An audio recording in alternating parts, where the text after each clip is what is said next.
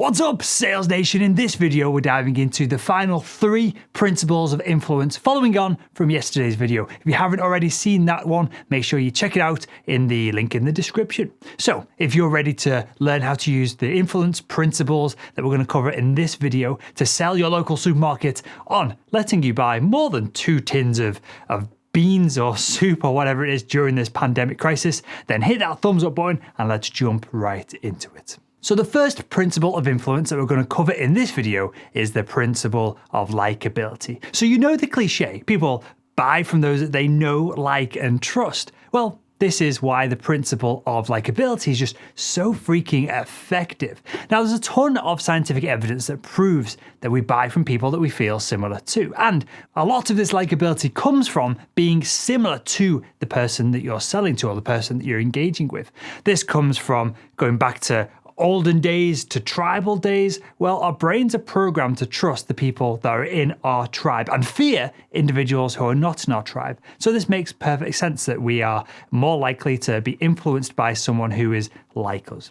Now, if your brain had to work out who it could trust with every single interaction that it has with different people every single day, well, of course, you'd never get anything done. Instead, your brain uses these shortcuts right here to work out whether they should trust someone or not. So essentially, likability, the main overriding principle here, it leads to more trust, which leads to less uncertainty, which means people are more likely to buy. It's really as simple as that. The real question is, how do we become more likable?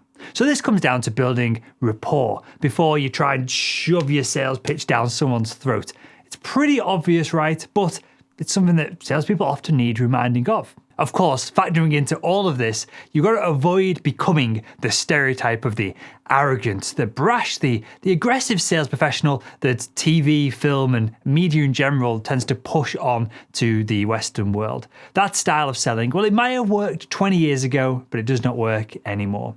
Instead of that, you've got to do not necessarily the polar opposite, but you've got to do something in between being aggressive and being totally weak and unassertive. You've got to be in the middle. So to increase your levels of likability, you need to proactively find out what your prospects like to do, what forms of entertainment they enjoy, and what their interests are, so that you can hopefully try and find a little bit of overlap between their world and your world. Next, we're going to cover the principal influence of authority. And this is perhaps the easiest one to understand, yet most salespeople don't feel comfortable in implementing it. So you have the ability right this second to call yourself an authority in your industry. Unless you're doing a really terrible job, you probably know more about your product or service than anyone else out there, right? And like this, an expert is just a person who is very knowledgeable or skillful in a particular area. So by definition, you are an expert in your product, in your industry. Nobody knows more about your product than probably the other salespeople on your team. Now, most salespeople don't feel worthy of this title, but I'm here to tell you in this video on YouTube right now that, well, you should feel confident in calling yourself an expert from this moment onwards. You are. This is you. Right. Now, authority is another shortcut that our brain uses so we can do less processing but still survive. So it works like this. If someone has perceived authority over us, well, our brains then automatically, without questioning it, take action without wondering whether it's the correct thing to do, the moral thing to do, or the most effective thing to do. This is hardwired in our brains to reduce the amount of processing that they need to do day to day. So as a salesperson, you can use this principle of influence to your advantage in two main ways. One, first and most powerful way to leverage the law of authority is just to become an influencer within your industry. And it all starts here by being an expert, by referring to yourself as an expert on your product and service. Alternatively, and this is a slightly more risky way of going about it, you can leverage the principle of authority from another angle by, rather than selling to your usual decision makers, why not try and sell to their bosses, the authority over your original decision maker? If the decision maker's boss gets bought into your vision and your product and your service, then your usual decision maker will have to agree to do business with you 9 times out of 10 because of the principles of authority. Next, scarcity. This is the final principle of influence that we're going to cover in this video series, and it's the easiest to start using too. If you want to increase the level of scarcity in your sales process, then, and this sounds ironic, right? But you've got to make it slightly harder for your prospects to buy your product. Because when you make it harder for people to buy your product, your prospects will want it more. They'll be gagging for it. They'll be foaming at the mouth to do business with you. And of course, then the sale gets easier. How crazy is that, as counterintuitive as it sounds? Again, this principle of influence exists because our brain takes yet lazy bugger of brains, right? Our brains take yet another shortcut to reduce the amount of processing that they need to do each day. So our brains have a rule that's baked in, that's embedded, that says if something is difficult to get hold of, well, it must be popular. And therefore, you should want to grab hold of it as well. So the best example of this right now is the idiots stockpiling hundreds of rolls of toilet paper during this pandemic that's sweeping the globe.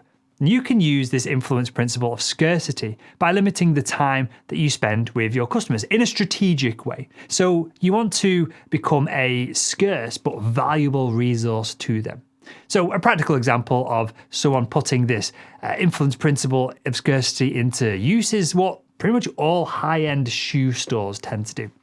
They attempt to gain a commitment from the prospect before they'll confirm if they have stock of the product, of the shoe.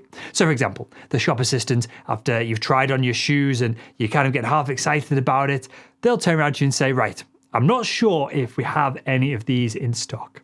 If I go and spend 5 minutes rooting behind the scenes and go and checking all this out and seeing what sizes we have, are you committed to buying a pair today?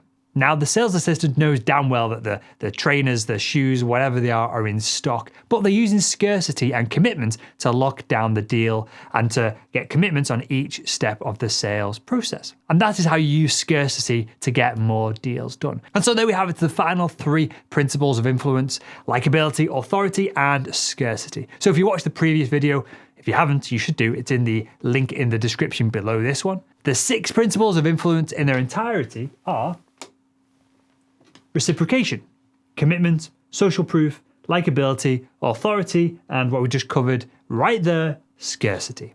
Now, the more that you can use these principles of influence throughout your sales conversations, your marketing material, even your email copy, well, the higher the chances you have of influencing a buyer to coming around to your way of thinking and getting deals done. So I hope you enjoyed this video. If you did, make sure to click subscribe, hit that thumbs up button so that this video gets shared to more and more salespeople and we can grow the reach of Sales Nation. And if you want to become wildly motivated and hit your sales quota every single time, then click the link below and head over to salesman.org. And with that, I'll see you in the next video.